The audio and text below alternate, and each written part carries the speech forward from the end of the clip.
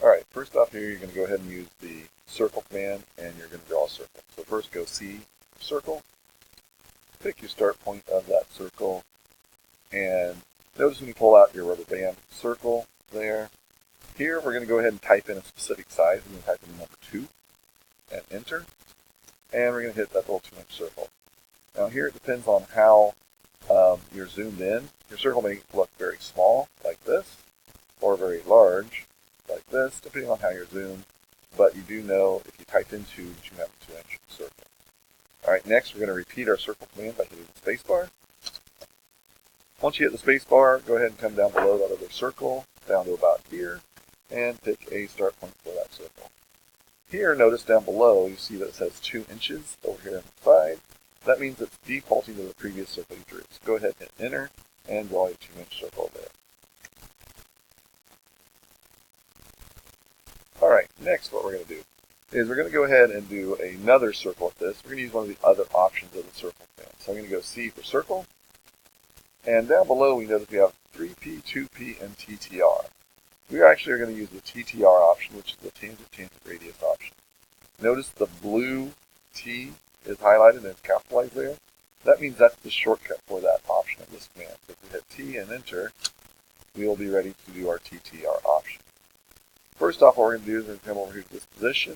Notice the little symbol shows up there, that green symbol.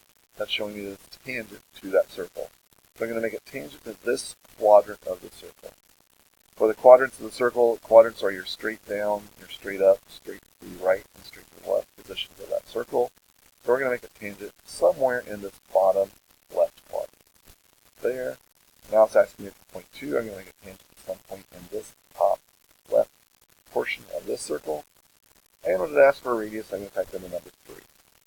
When I do that, a 3-inch radius circle appears there. That is now tangent to those 2 points.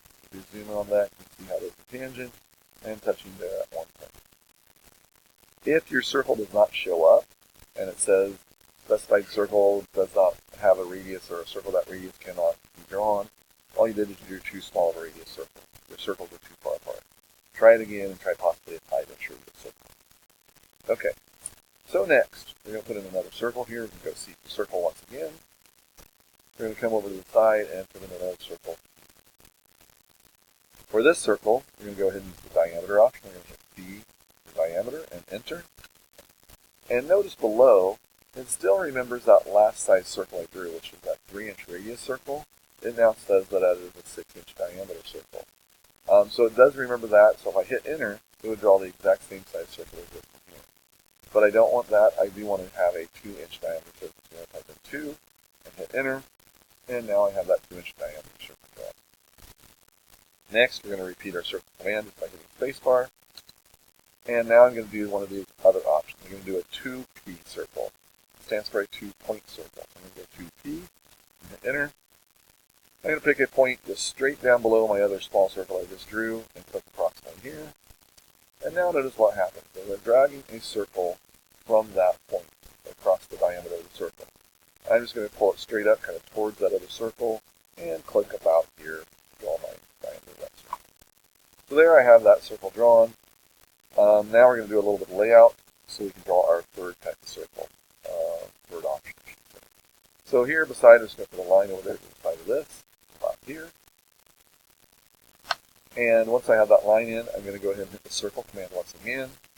And now I'm going to use my other option, which is a 3-point option. So I'm going to hit 3P for 3-point and hit enter. Now, with this 3-point option hit, you can pick points to make this to make this circle 2. They'll touch exactly those points. So if I clicked here, you notice my quadrant snap is showing up. It'd make it tangent to that quadrant. If I clicked here, or not tangent, I should say, it would make it touch that point. If I clicked here, it'd make it that end point. Well, I don't want to make it to those points. I actually want to make the circle tangent to those 3 points. Right now, my tangent's not showing up. Other O snaps are showing up. So I could come down here and turn off the O snap button with this button. And now just type the first 3 letters. Type T-A-N. And click in this bottom right corner of the circle. And then hit T-A-N.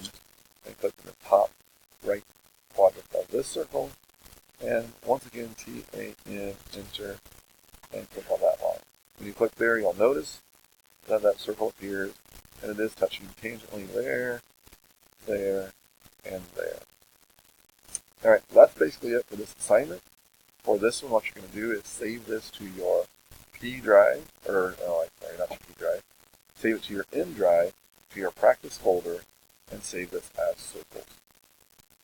Once you have that saved there as circles, then go ahead and do the clipping, or not clipping, the snipping of that. Come down here, type your snipping. Here's your snipping tool. Do a snipping of that. Again, save that in your practice folder, that snipping, and then upload it using your snipping. And that's it for this assignment.